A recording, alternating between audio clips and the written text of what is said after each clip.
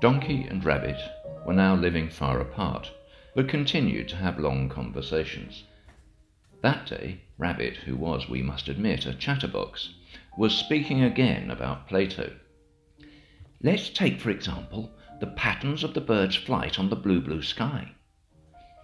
"Let's," said Donkey. "What if their path is a sort of writing? What if they draw us the secret map of the universe and just nobody cares?" "Well," said Donkey, staring at the garden wall with melancholy. It was rather early in his time zone and he wasn't yet fully awake.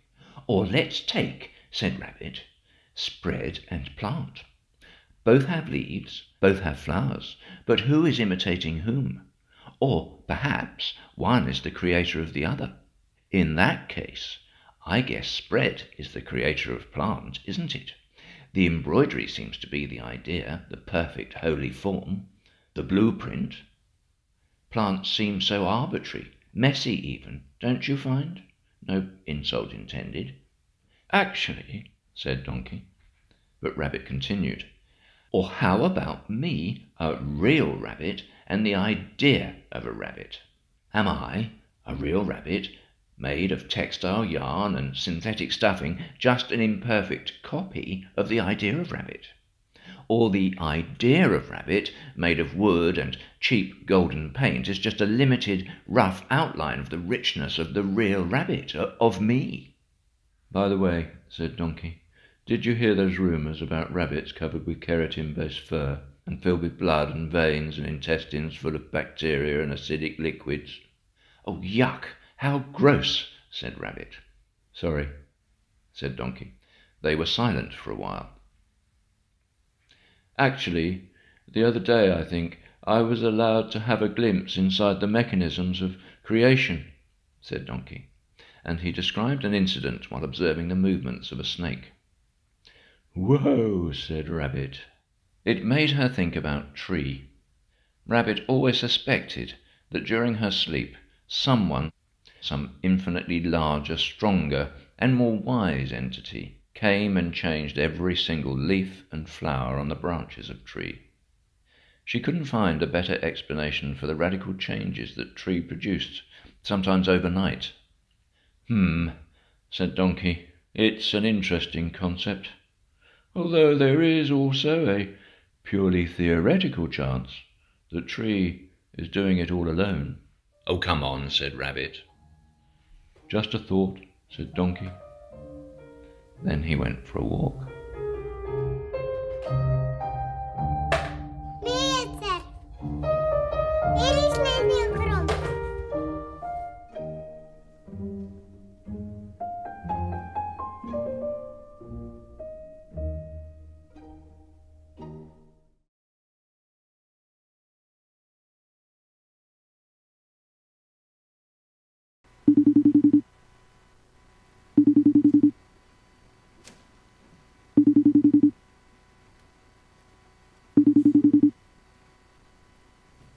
We lost you. I tried to phone you. It doesn't work anyway. It's okay, yeah, of course. You got the banana, you got the pear, you got the everything, the chocolate. What was it? I don't remember. I still have them at the door because I emptied them from the bag. And I took the bags and threw them in the garbage. Washed my hands. I wore the gloves. And now Mommy is taking them item by item and washing them in the kitchen tub with water and soap. I told her, use the gloves. She said, no, I don't want to use the gloves. I said, okay. Yeah, no, she doesn't use them. Between you and me. I can talk because she's talking to Suleiman. Hey. She said, I don't want, that's all. I asked for one, you sent two. 6 and 6, 12, 14, I think I have about 16, 17 pieces. Which is why, if you take one every other day, it's 1 month. I'm not going to go to the pharmacy until I get them. He said, let her leave them at the door. I said, they cannot do that. They cannot send a drummer at the door and go home. If she arrives at the door, she has to be in the house. No. That's not, this is cruel and unbelievable. Okay, that's the point. You went to your friend. Why did you go to your friend? Habibti, she's not my maid. I don't want anybody. I'm cancelling. Yeah. This is how I feel. You feel different. Everybody that is, you are your baby that something to us to the hospital. They are no. Why? I can't have her reach the door, put it on the door and go home.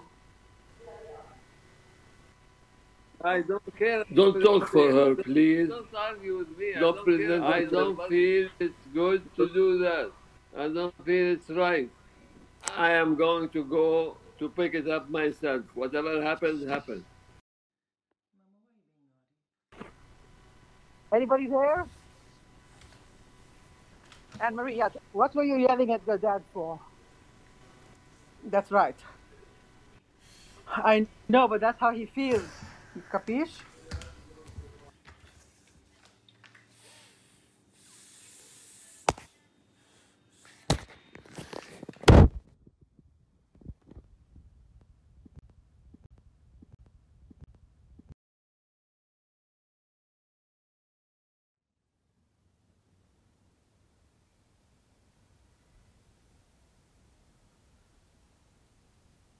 Dear Yorgos, sorry for making you wait so long.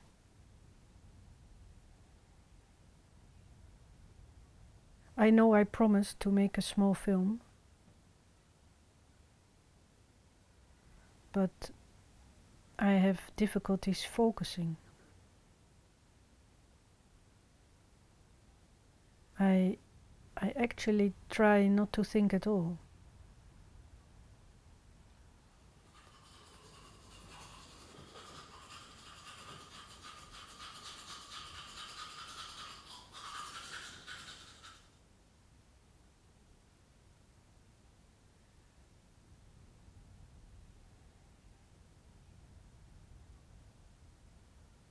At night, I have some difficulties sleeping. So, when my family is asleep, I sometimes get out of bed and go upstairs.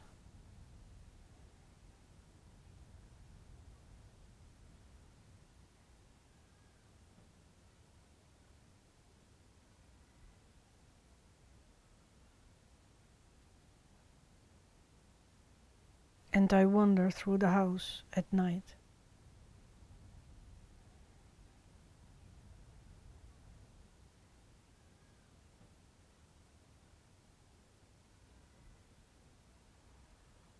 I like walking in the dark.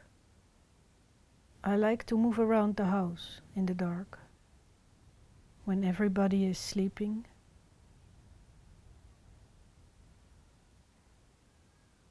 When the whole world is asleep. I feel free.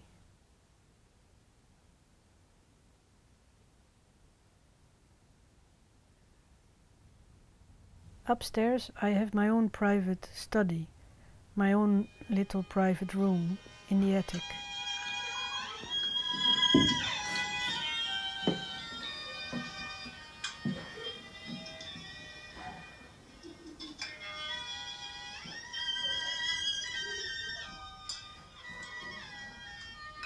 This night I am watching a film by Ivan Passer, Intimate Lighting.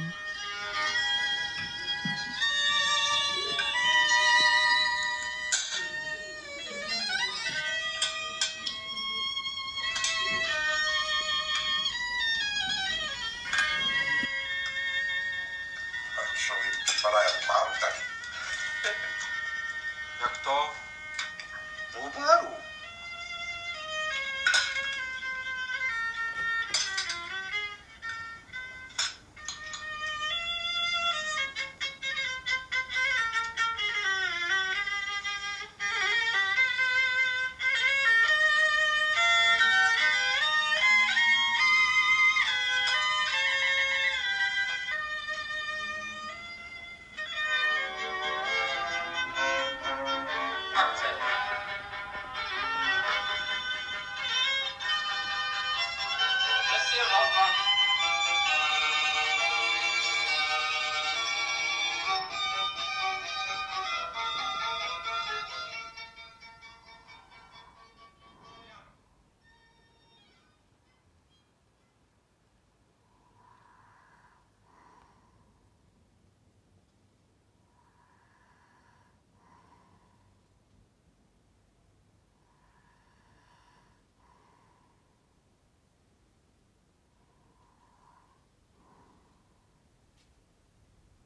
intimate lighting. Such a beautiful film. So much love for film, for life, with all its pains and pleasures. I haven't seen this film in 20 years, but I remember many scenes, and I greet them like old friends.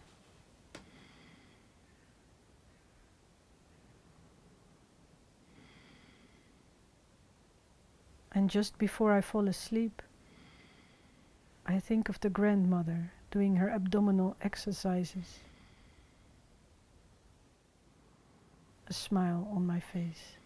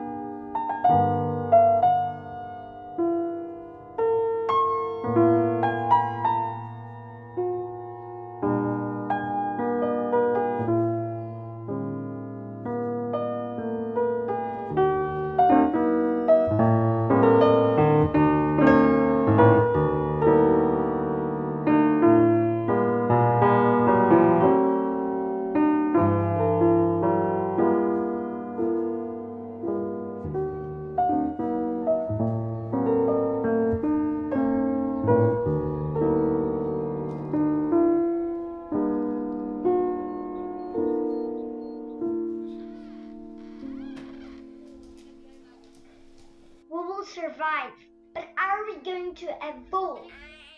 That is the question.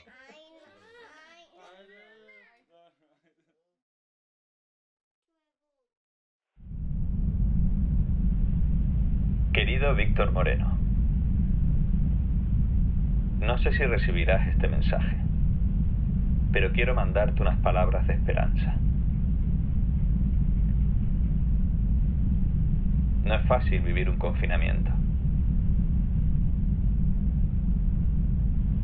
Pero déjame recordarte que llevas toda la vida confinado en el planeta Tierra.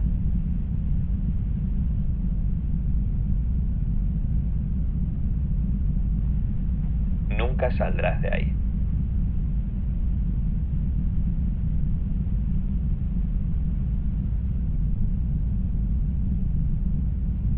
Algunos humanos han llegado a la Luna.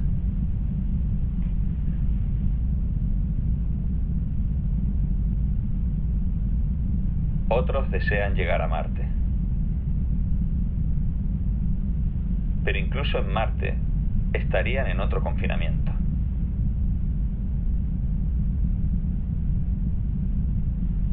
El sistema solar.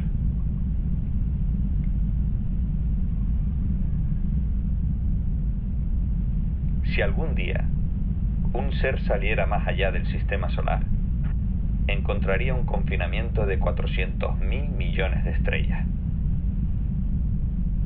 La galaxia Vía Láctea.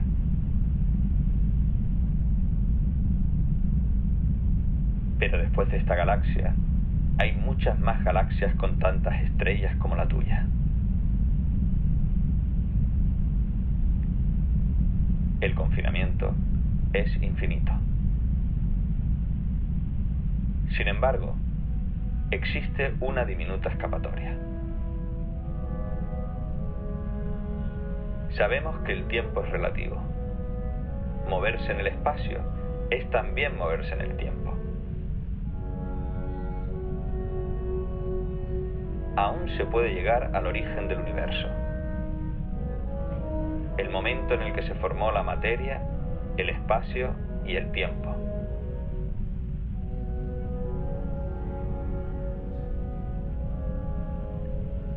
El Big Bang. Atravesándolo, se llega a un universo paralelo que se formó también en ese momento.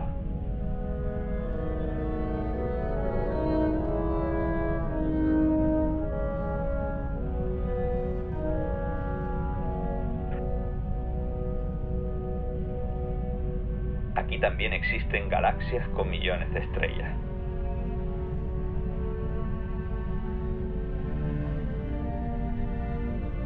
Planetas que giran alrededor de soles.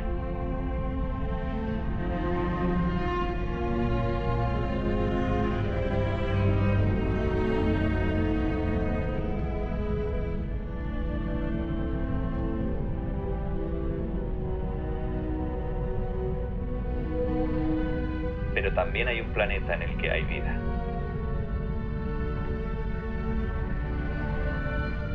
Un planeta cuyos habitantes también anhelan descubrir el universo que les rodea.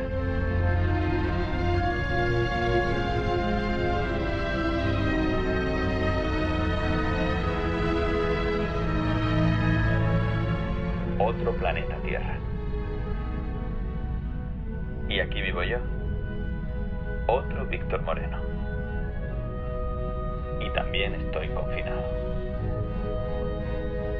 Así que despreocúpate. El confinamiento forma parte de la condición humana.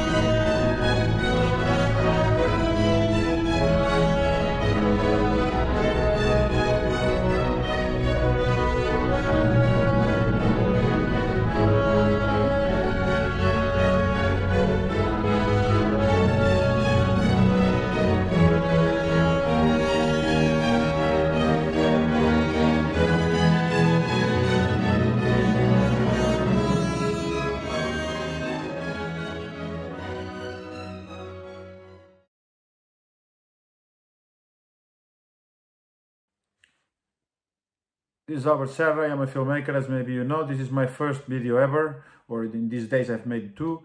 and this is exclusivity for Thessaloniki Film Festival. I have never touched a camera in my life. I have never recorded anything on my own. I really don't know how to switch on a digital camera, even if I am quite skilled on hi-fi, as you can see here, but no interest in cameras or in recordings of images. So, as you can imagine, with this point of departure, my influence were not common. And my main great influence on making films was writers that wrote about films, not the filmmakers themselves, because at that time there was no access to a lot of film. There was Cinematheque, there was TV, that was better than now, but nothing else. And you couldn't have access to a lot of films. So, but you could have access to a lot of writings about films.